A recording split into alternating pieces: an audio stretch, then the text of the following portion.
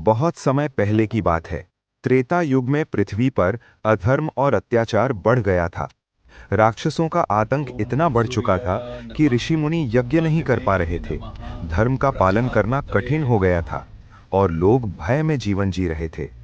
देवता भी चिंतित थे। उन्होंने मिलकर भगवान विष्णु से प्रार्थना की कि हे प्रभु, पृथ्वी पर अधर्म का नाश करने और धर्म की रक्षा के लिए आप अवतार लीजिए। भगवान विष्णु ने मुस्कुराते हुए कहा कि समय आ गया है। मैं अयोध्या में राजा दशरथ के घर जन्म लूंगा और धर्म की पुनः स्थापना करूंगा। अयोध्या नगरी अत्यंत सुंदर, समृद्ध और धार्मिक नगरी थी।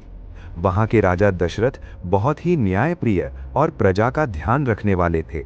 उनकी 3 रानियां थीं, कौसल्या, कैकेयी और सुमित्रा। लेकिन एक दुख था, राजा दशरथ के कोई संतान नहीं थी। ये चिंता उन्हें दिन रात सताती थी। उन्होंने कई यज्ञ और पूजा की, लेकिन संतान प्राप्ति नहीं हुई। एक दिन गुरु वशिष्ठ ने राजा दशरथ से कहा कि राजन, आप पुत्र प्राप्ति के लिए पुत्र कामेष्ठी यज्ञ कराइए। राजा दशरथ ने तुरंत तैयारी शुरू कर दी। महान ऋषि ऋष्यशृंग को बुलाया गया और यज्ञ शुरू हुआ। यज्ञ पूर्ण होने पर अग्निदेव प्रकट हुए और उन्होंने एक दिव्य खीर का पात्र राजा दशरथ को दिया। उन्होंने कहा कि इस खीर को अपनी रानियों में बांट दीजिए, आपको 4 पुत्रों की प्राप्ति होगी। राजा दशरथ बहुत प्रसन्न हुए। उन्होंने खीर को कौसल्या, कैकेयी और सुमित्रा में बांट दिया। समय बीता और फिर वो पावन दिन आया। चैत्र मास की शुक्ल पक्ष की नवमी तिथि, दोपहर का समय। पूरे अयोध्या में उत्सव का माहौल था। रानी कौसल्या के गर्भ से भगवान राम का जन्म हुआ। उनके साथ ही कैकेयी से भरत और सुमित्रा से लक्ष्मण और शत्रुघ्न का जन्म हुआ। चारों राजकुमारों के जन्म से अयोध्या नगरी आनंद से भर गई। हर तरफ शंख घंटी बजने लगी, फूल बरसाए गए और लोग खुशी से झूम उठे।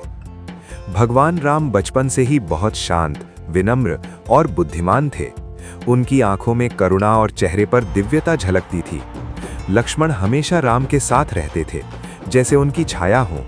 चारों भाई आपस में बहुत प्रेम करते थे और गुरु वशिष्ठ के आश्रम में शिक्षा प्राप्त करते थे।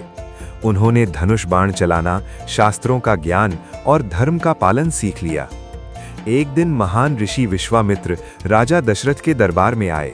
उन्होंने कहा कि राजन, मेरे यज्ञ को राक्षस बार बार नष्ट कर देते हैं। मैं चाहता हूं कि राम और लक्ष्मण मेरे साथ चलें और इन राक्षसों का नाश करें। राजा दशरथ पहले घबरा गए। राम अभी छोटे हैं। लेकिन गुरु वशिष्ठ ने समझाया कि राजन, राम कोई साधारण बालक नहीं है।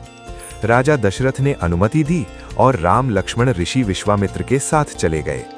राम ने सबसे पहले ताड़का नाम की राक्षसी का वध किया। फिर उन्होंने मारीच और सुबाहु जैसे राक्षसों को भी हराया और यज्ञ की रक्षा की।